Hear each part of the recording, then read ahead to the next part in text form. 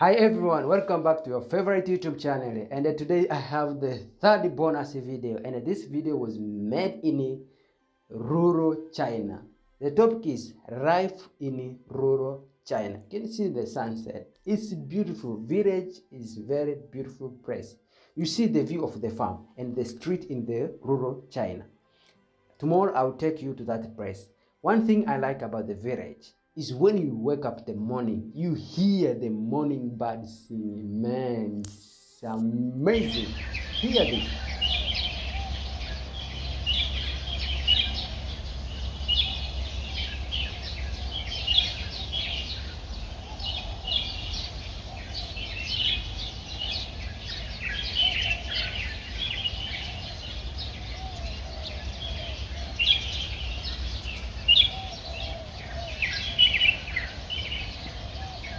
If you are new to the channel, hit that subscribe button. It will be amazing.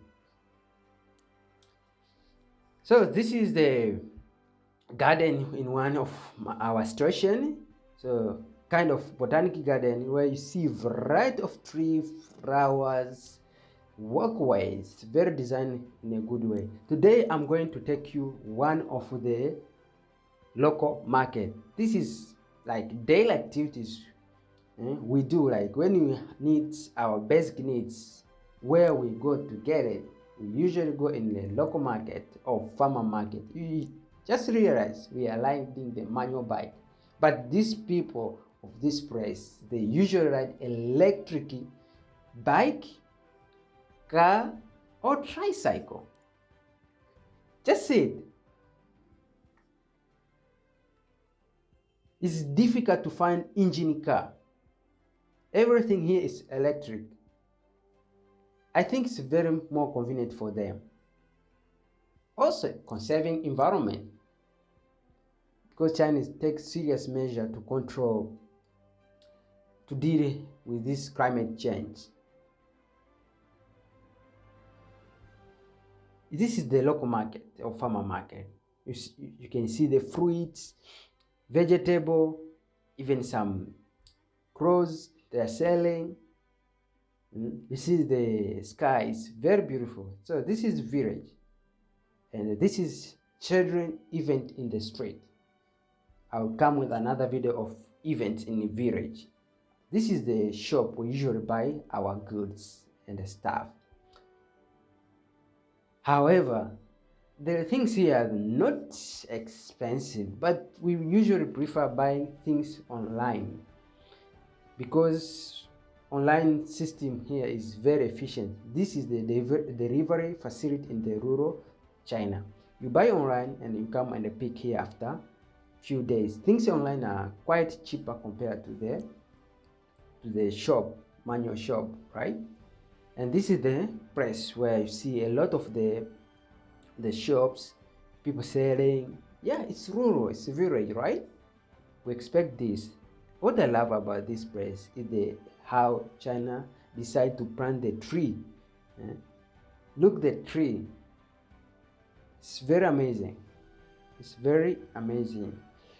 And also, so this you see, they make like on this side of the road, they sell like food stuff, grocery stuff. You see, we are not allowed to drive with our driving license because we need to apply for Chinese driving license. That Chinese, you need you to know Mandarin or Chinese language, which we are not. So this is the farmer market. We come from the picking our package. You can see this is our package from the delivery facility. So this is farmer market selling fruits, a lot of fruits. They are not that expensive, and when you compare it with the seeds, man. Another thing I like is the raining season. This is because when I was in Beijing, you realize every day you wake up, you find it's rain. Even in the daytime, you can't even realize it's rain. It's just when you just go out and you find it's rain. But you hear the sound of the rain, but village, you see the raindrops,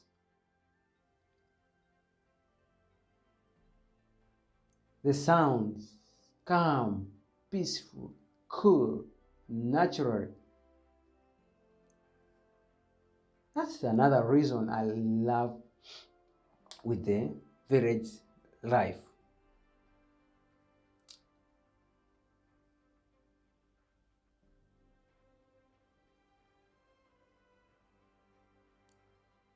Wow. You can see the pine trees, raining. It's like kind of Amazon, Congo forest, right? But it's China, a new village, right?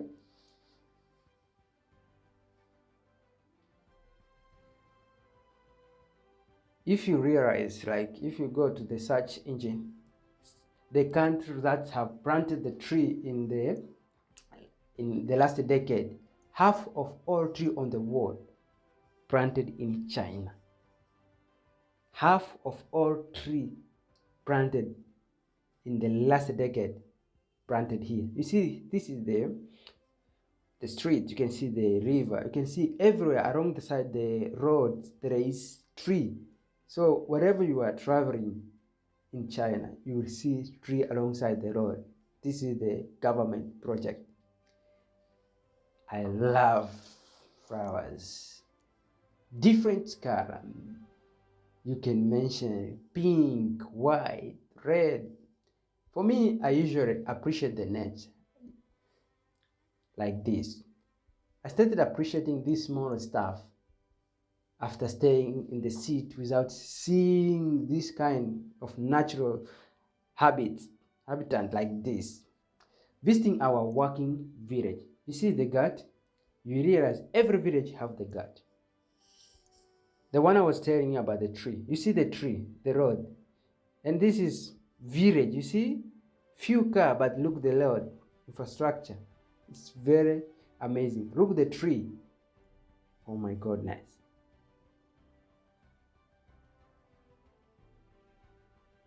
Here is the village. This is, we call this village STB. STB is the science and the technology backyard. This is the place where farmer lives, and this is the feed where they come to do their daily activities. So we have things here and there. I will explain later full. Thank you. So I want to take you to this village and then see. You can see, oh, this puppy. So this place we usually assign, like the university assign some student to live here. Some will live in the station, some they live in the village, in this village, because it's difficult to earn the trust from the farmers, right? So this science and technology, this is a hub that connects the scientific community with the farming community to facilitate information exchange and innovation. So this is the model. It is an effective approach to solve the last kilometer problem by mobilizing the resource from the government, enterprises like agrochemical company that they make seed, fertilizer, and also university. The university gives the extension as service, skilled people, professors. Just we came together here to live with the farmer and discover the problem with the farmer, and farmer gives suggestion, and we also give the scientific suggestion what to do. You realize the role of this science and technology is technology innovation. That is the first one. Knowledge transferring, training people, agricultural transformation. So we realize this is one of the holistic solution where you can solve a problem without time, lags, limitation, fee, and a distance. You realize three groups. Farmer, they give the platform for us to learn. When you are in this village, we usually learn a lot from farmer. Every day we are learning from them, and also they are learning from us. So we have this group of farmer graduate students where we practice our theoretical knowledge, and also there is extension workers, experienced people that they, when we stuck, we approach them and they give the experience solution, and we discuss with farmers. And another thing is the professors, also they came here to give advice and see our progress. You see, in rural area, the farmer, they like fairness. You see the house, the building here, around here, all here look similar, right? You see the working place here, like public office, you can see kids praying, all over there, just same. It's same. That's why it's difficult to earn the trust, right? It's difficult to earn the trust without living with them. But living with them, participating in community service, it makes easy for us to learn from farmers. We usually learn a lot. I'm not kidding. We learn a lot from farmers. Different methods that they are using, why they are using this, why they are not using that. You can give them a technology, but you find they try to do it and then they stop. And when we discuss with them, they tell they stop because of that and that. This is a good way where this model of technology innovation and agriculture transformation toward the sustainable intensification. Because when we talk about sustainable intensification, we means food security, right? Resource conservation, right? Environmental sustainability. So these are key things we usually discuss. You see the tree. These dogs, they know where we are going, so never bother with them because we already used with them, so they know our daily routine and they never been wrong. They know we are going to the farm, just they can be there before us. This is the place where they farm. So they farm closer, not far from where they are living. So they use the same resource, like they farm in the same day, but everyone owns piece of land, but they use the same machine to plow and harvest. You realize every village, they have this kind of the gut to show one gate. If you are new, please sub with me. Good. Visiting 129th Division Headquarters. So we are going to one of the place where it is one of the military camp. The soldier, Chinese soldier, usually stay there and fight with Japanese. What I love about here, you can see this mountain, all tree, they are planted tree, and the infrastructure is very amazing. You can see even on those mountaineers, they dug the tunnel and then they create the passage. It's very amazing, and that work is serious work, but they make it happen. You see the old mountain covered with tree, it's planted and watered. You can see the tunnel. Just some tunnels that are very long, like 1 kilometer from one place you merge to another city or village.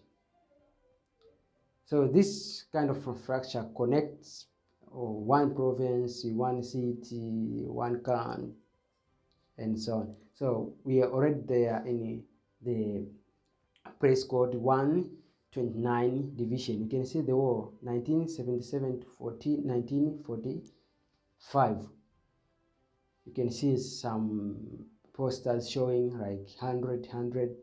This is the year where Chinese they're celebrating the commemoration of 100 for founding their part CSP.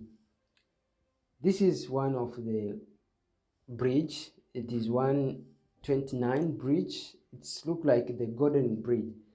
They also make even the everything look like golden bridge. Even the housing like Western house.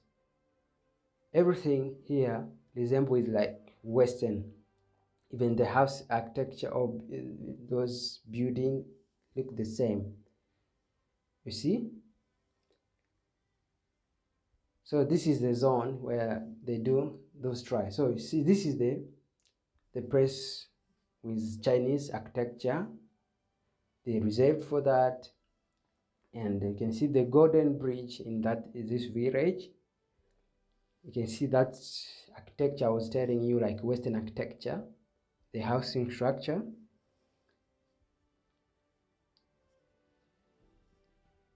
This is the place where Chinese soldiers usually stay here and fight with Japanese.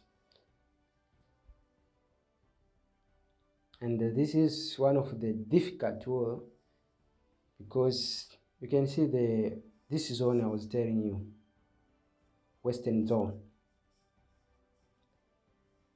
And this is the place where this brave soldier lived here. This is site of headquarters. We have been told this place owned by just one rich person who hosts this soldier place to stay and fight. This is very amazing. This is the place they tie the horse.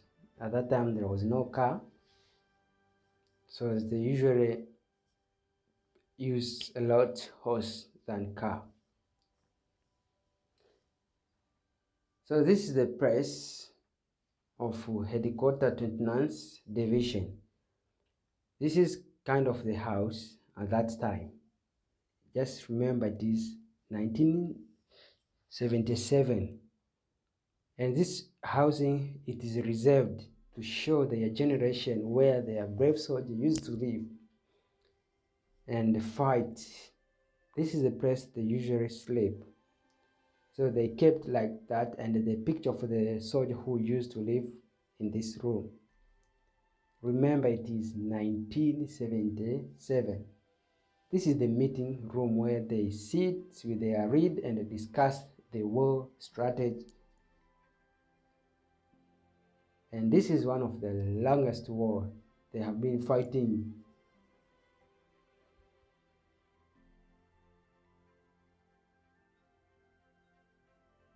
You see, this table, the roof architecture.